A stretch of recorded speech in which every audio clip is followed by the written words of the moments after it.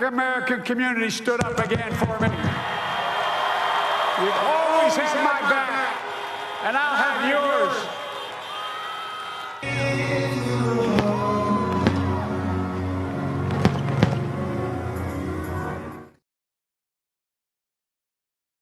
Hi, this is Sheila Brown, Divine Life Strategist, health coach, attorney, author, and speaker. I'm from Washington, D.C., and in response to your question about whether President Joe Biden has kept his promise to African Americans, the answer is absolutely not. Listen, President Biden is known for crediting the African American community for his election in 2020 and for other gains that he's had politically over the past several decades.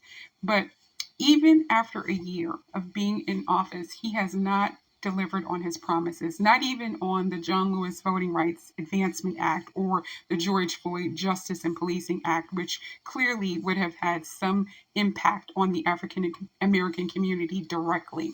Yet it's going to be student loan debt forgiveness and violence reduction or job creation that his administration will constantly use as a rebuttal to claims against his administration whenever they are confronted. But these things have an impact on the entire nation, not just on the Black community. And now, shouldn't the Black community itself be the judge of how effective the president's administration has been? Imagine going to a restaurant and the chef telling you how well the food has been prepared. It's a conflict of interest. The polls are clearly showing that President Biden's approval rating among the Black community has decreased significantly.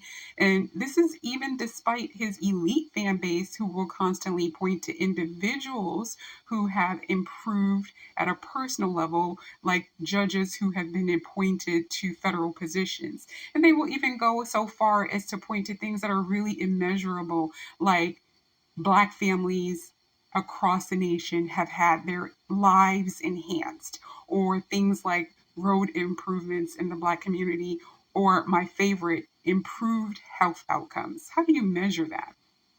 Listen, the bottom line is that Black folk today need two things primarily. They need money, which is an important access to a vital resource, and they need protection from both the government and from private citizens who murder with actual and perceived immunity. My name is Ayo Kimathi. I'm a social architect. I live in Prince George's County, Maryland. I don't know that Joe Biden made any promises that he had any intentions of keeping as it relates to Black people in America. Certainly, he hasn't worked in our interest. And in fact, with this medical tyranny that's occurring now and the censorship at a level that we've never seen in the history of this country for all Americans, certainly as Black people, we face censorship since we've been here. The circumstances under which we were brought here speak for themselves. And throughout the generations, that's one of the things that we've had a major issue with. Our voice has not been heard.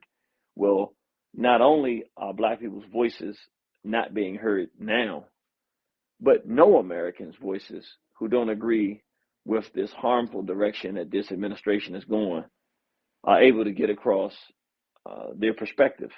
So we're living in an age of major censorship, the destruction of the American Republic as we know it. Businesses are shutting down, commerce is shutting down. The things that are being taught to children in the schools are unbelievable. And we're really looking at a situation of what I would say would be a complete collapse of the American Republic over the next 10 years. And I say we'll be lucky if America lasts another 10 years. We really, as a community, have to recognize the fact that there's not going to be anything coming from the American political establishment that's going to be aimed at helping Black people. Any progress that we get at this point, more so than in the past, is going to have to come from self-sufficiency, from us coming together, working together, and finding what we do well and finding a way to work with one another, whether it's here in America and in the islands, here in America and in the islands and the African continent and Europe, Black people around the world have to find a way to come together and do for ourselves in a progressive manner in the 21st century. That's what it's going to take for us to take ourselves out of this current situation.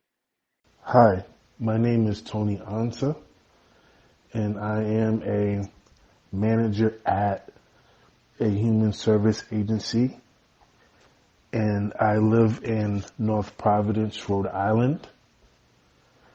Now, to answer the question as far as President Biden delivering on his promise to have the backs of the African American community, I would have to say no, because it's virtually impossible from that position as the federal or national leader of the U.S.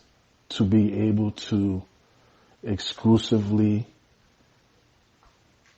support a particular ethnicity or nationality. It's just not possible. It's not realistic. It's far-fetched.